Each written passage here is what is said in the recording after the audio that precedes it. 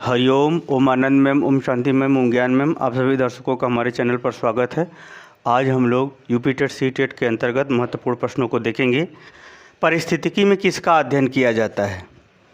पारिस्थितिकी में जीव एवं वातावरण, पति और पत्नी, मृदा और जल, मनुष्य और वन। वास्तव में जो परिस्थितियाँ होती हैं वह जीव और जीव जंतु, वनस्पति और अजैविक घटक इत्यादि के बीच में जो है अध्ययन करती है। परंतु अगर हम इस वातावरण को इसमें ऑप्शन को देखें तो जीव एवं वातावरण, पति एवं पत्नी, मृदा और जल, मनुष्य और वन है।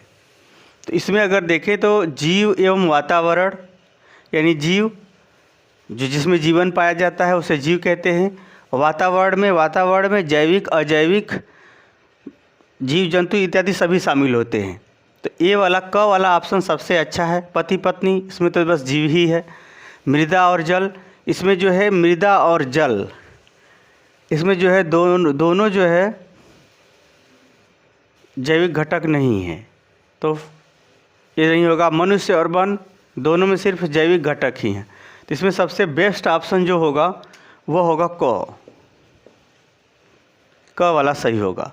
दूसरा है कौन जीवी कारक नहीं है, यानी इसमें इस विकल्प में कौन सा किसमें जीवन है ही नहीं या जीवन संबंधी कारक है ही नहीं। जीवन संबंधी यानी उसमें जीव होना यानी उसको जीवित होने का कारक नहीं है।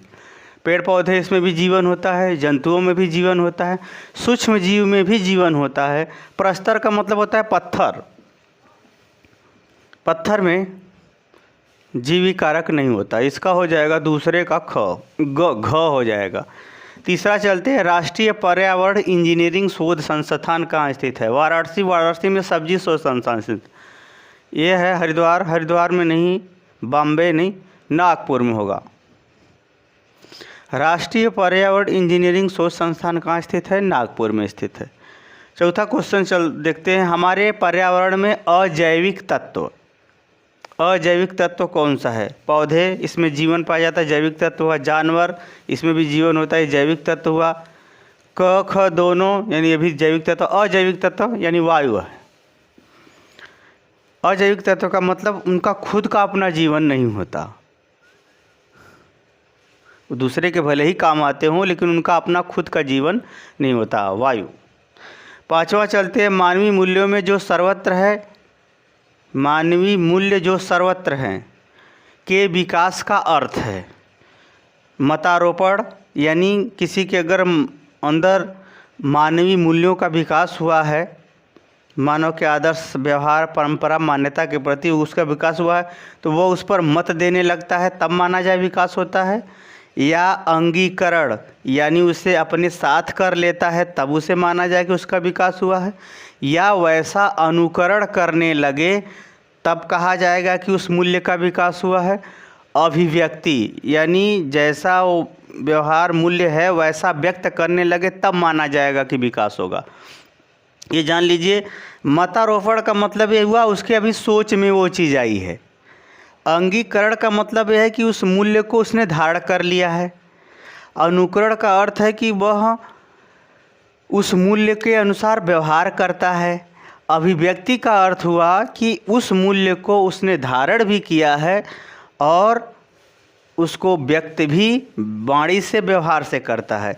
इसीलिए इस चारों ऑप्शन में सबसे बेस्ट ऑप्शन होगा घ, अभिव्यक्ति। यानी मानवीय मूल्य का जो सर्वत्र पाए जाते हैं, जैसे आचरण, सभ्यता, जो सभ्यता, सम्मान, जो मानवीय मूल्य जो सर्वत्र पाए जाते हैं वह तभी आपके अंदर पूर्ण रूप से विकास किया है या माना जाएगा जब आप मन से, व्यवहार से और कर्म से अभिव्यक्त करना लगेंगे, तब माना जाएगा। तो सबसे ऑप्शन पांचवें का सबसे बेस्ट ऑप्शन होगा घ।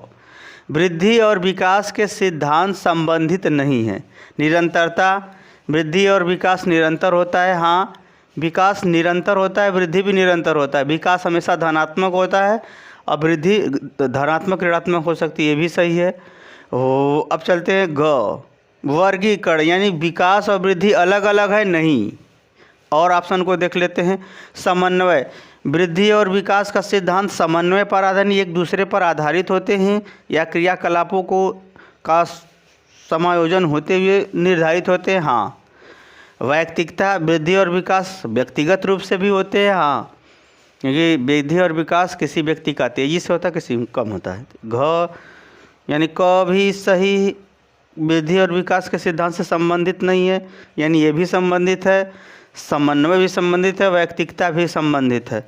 वर्गीकरण, वृद्धि और विकास अलग अलग चीज़ें, ऐसा नहीं है, इसलिए छठे का ख वाला ऑप्शन सही होगा। मुझे उम्मीद है कि आप व्याख्यान के साथ अच्छी तरह से समझते हुए आप क्वेश्चन को समझ गए होंगे। उसके सही उत्तर को समझ गए तो कमेंट बॉक्स में ज़रूर बताइए। आज यूपी टेट सी टेट के अंतर्गत इतना ही। हमारे चैनल को शेयर, सब्सक्राइब, लाइक ज़रूर कीजिए। हरिओम।